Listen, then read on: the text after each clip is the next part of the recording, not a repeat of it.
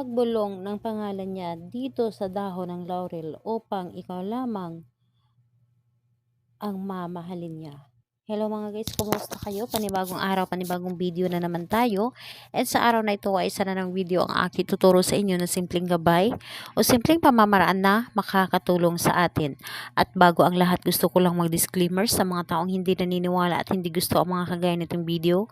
Please skip this video and maghanap kayo ng videos na gustong gusto nyo dahil ang video na ito ay para lamang ito sa mga taong naniniwala and gusto mag-try. Sa lahat po ng mga nagko-comment dito sa aking video dito sa loob ng aking channel, mag-ingat sa lahat ng mga nagre-reply sa inyo na dinadala kayo sa kanilang WhatsApp in Imo app upang makaiwas po tayo sa scam. Ngayon po, ituturo ko sa inyo paano tayo labis na mamahalin ng taong mahal natin. Labis-labis tayo mamahalin gamit ang isang dahon ng laurel. Alam niyo ba ang dahon ng laurel ay isa ito sa pinaka-blockbuster at pinakamabisa na pamamaraan sa ating mga kahilingan lalo na sa buhay pag-ibig. Hindi lamang buhay pag-ibig kundi pati na rin sa pera. Ito ay maraming natutupad ang dahon ng laurel kung ikaw ay naniniwala lamang dito at sabayan ito ng pagsisikap.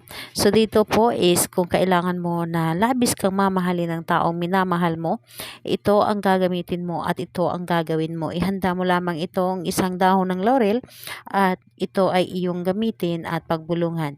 Kapag handa na ang dahon ng laurel, kailangan na ihanda mo ang iyong sarili. Kailangan na sigurado ka at hindi ka nagdududa sa dapat mong gagawin.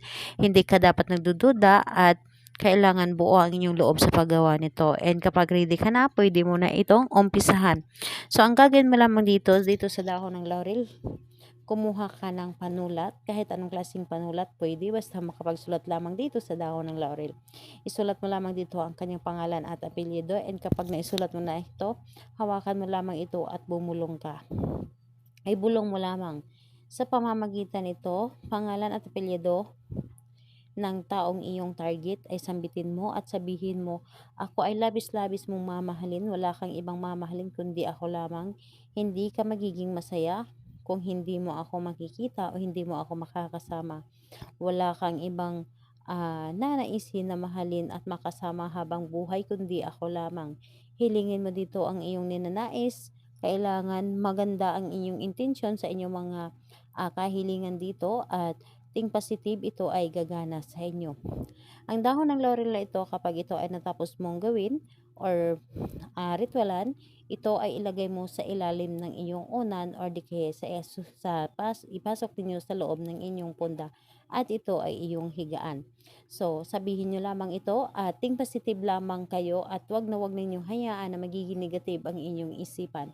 So, ito lamang ang inyong dapat gawin at ito ay gagana sa inyo. Kung magtatanong ka kailan ito pwedeng gawin, ito ay pwedeng gawin sa kahit anong araw at oras. Basta naramdaman ninyo na malakas ang inyong energy at para bang hinihila kayo na gawin mo ito. So, ayun po. Salamat po sa inyo. Bye bye everyone. God bless us all.